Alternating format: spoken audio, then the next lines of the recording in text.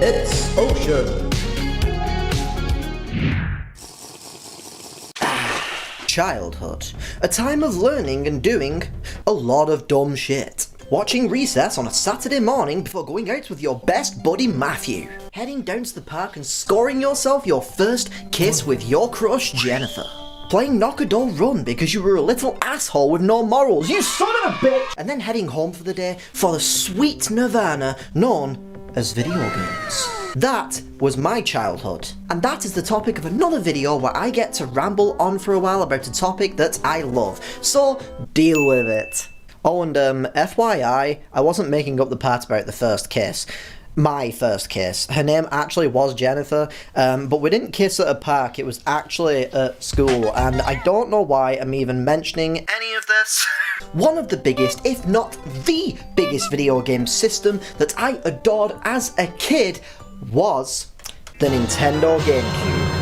Now, I actually have absolutely no idea how the hell my parents managed to afford to get me any video game consoles, as I grew up in kind of a poor family. So much so that my dad had to work ridiculous hours in order to make ends meet.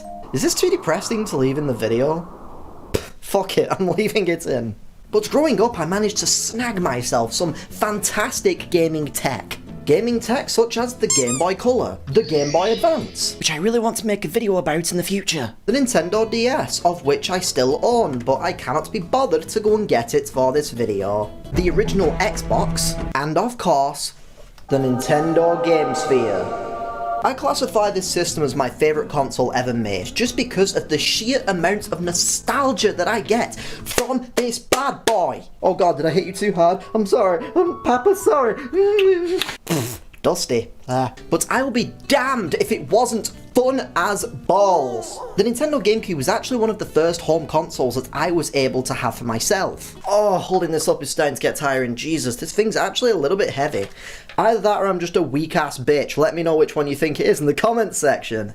But having this console meant that I started to spend more time in my own bedroom playing on video games, which also meant I was able to spend more time avoiding my goddamn older sisters who would tag team bully me in submission all the time. Get off! Stop touching me! I don't want to play with you! You smell bad! Stop trying to rhyme my name with every other word that rhymes. My name is not Portion! So the console design was very interesting, as nothing at the time looked like it. I mean, look at this!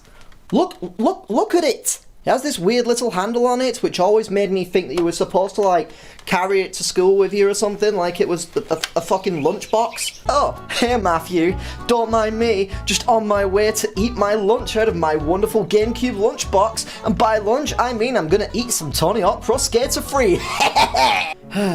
That joke kind of sucked, didn't it?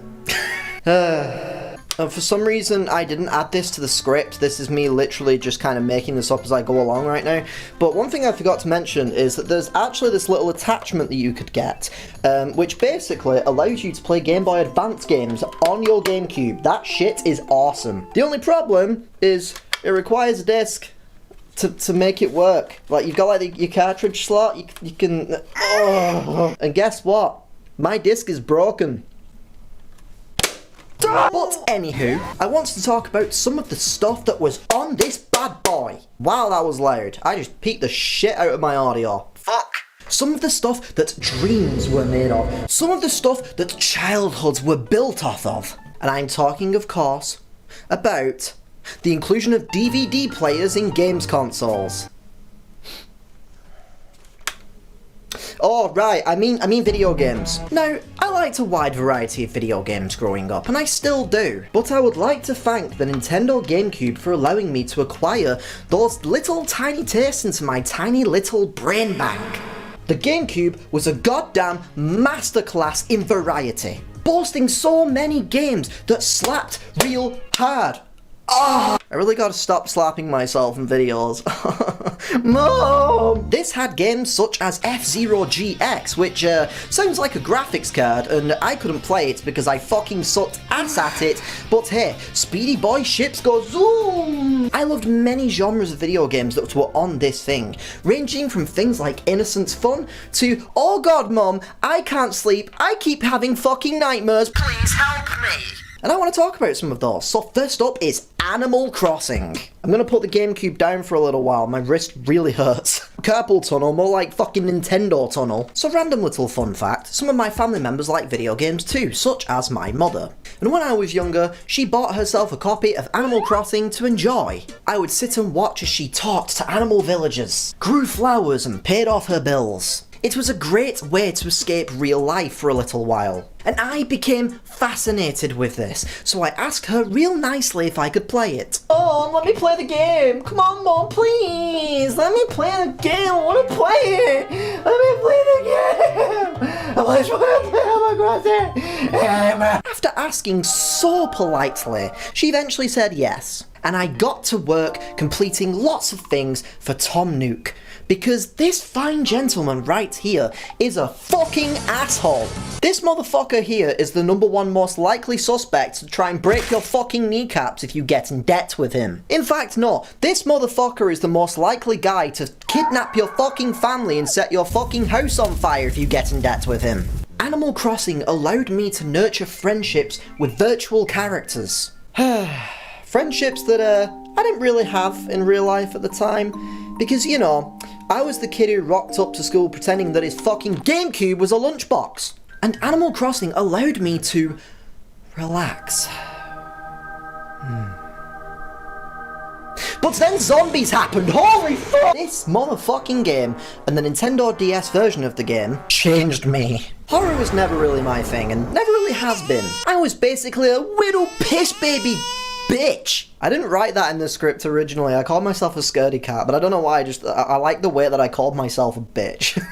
And thus I avoided anything like that. And yet, I found myself being drawn to Resident Evil. I felt its claws dig into me as I descended into madness, trying to see if I could beat this motherfucking terrifying game. I can still remember hearing a Crimson Head zombie, which is this motherfucker right here, and he was running around above me, and I could hear the low groans of creaking floorboards. So, being the kid that I was, I switched the game off and I never played it again. Nope, I'ma head out, peace. In fact, it took me until a couple of years ago to actually come back to this game and complete it. It's had that kind of impact on me. And also on top of that, I am a raging pussy. But these experiences brought on an era of horror games for me. I asked my parents if I could have these games and play the entire collection. It's turned me into a huge fan of the series, and I have played every single iteration of this game ever since. But lurking in the mist, waiting, watching, observing as I slowly lose my mind, was a video game known as Eternal Darkness. Eternal Darkness was a spooky-ass game set in a spooky-ass mansion where you got to play as Buffy the Vampire Slayer. So Buffy over here is reading some books that tell her about her ancestors, something like that, and each of these ancestors has a playable section of the game. And as time goes on, the game gets more and more spooky.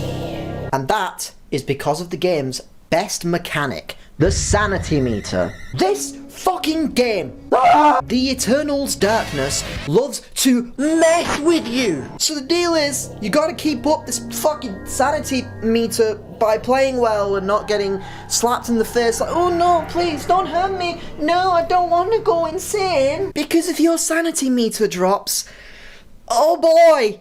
Oh boy! What the fuck? So imagine my reaction to this when I was just a dumbass kid. It was haunting, to say the least. Now somehow my little piss baby, small ass brained, fucking big headed child self somehow managed to get halfway through this game, and I count that as a fucking achievement. And one day, yes, I will be giving the game another go, and I'm going to be playing it all the way through, and I will probably be making a video on it. So if you want to see that, then I guess you gotta subscribe, huh?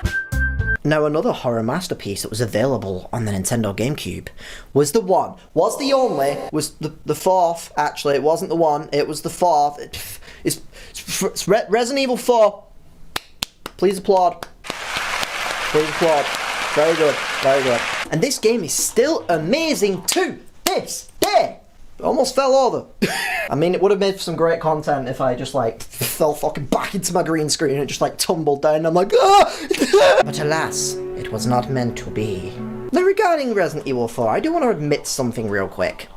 I prefer the Wii version. If I'm being real honest here as well, I fucking despise motion controls. It's like the worst form of playing a video game for me. But the Wii version had motion controls for the aiming, and it actually worked really, really well. But Resident Evil 4 mixed horror with the action gameplay that I had become accustomed to over on the Green brand. And this game spooks the pants off of my head too. But then there was also Luigi's Mansion, which showed us that there can be Mario games that are a bit more adult and a bit more scary. This blew my tiny little mind. It was a Mario game that had spooks. Spooks! That kind of thing was unheard of. But I also loved the one, the only, the best in the series.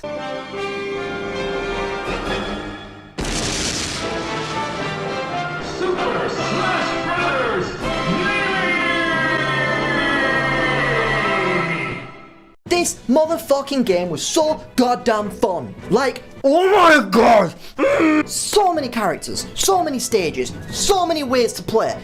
I'm getting whiplash fucking doing this. This game was truly the king among GameCube games. And I still play it to this very day on the Nintendo Gamecube. Because I can't play it on the Nintendo Switch, can I? Can I, Nintendo? Not available on the Nintendo Switch, is it? Because you won't put fucking GameCube games on the Switch. Will you, Nintendo? I'm on to you, Reggie, you fuck. I'm gonna have a drink to calm down for a second. Iron Brew 32. And there are plenty of other games to talk about too. We've got Star Wars Rogue Squadron, where I always played as the car because cheats are fucking amazing. There was Pokemon Coliseum and Pokemon, which were brand new adventures in the Pokemon world that blended Pokemon and anime together. It was fucking crazy. And it had this guy.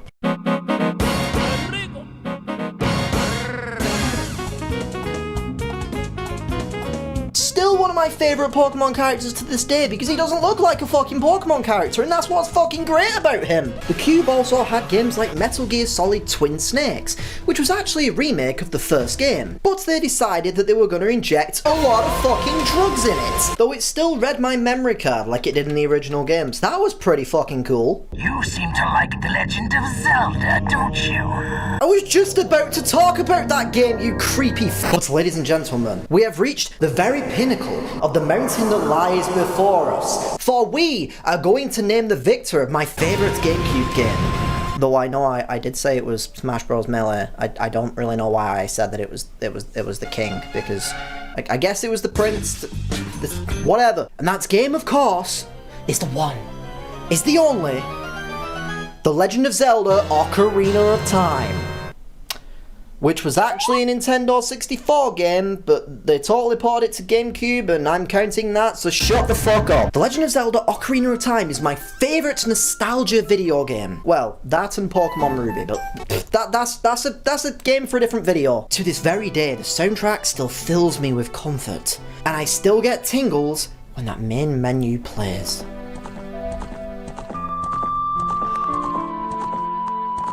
Some good shit.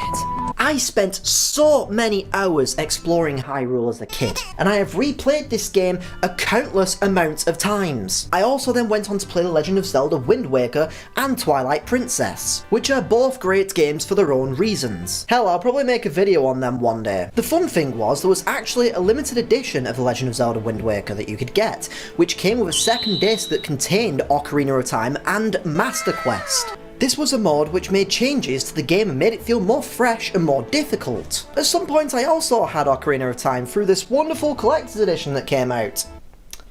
Only, it was stolen from me. It was robbed from me.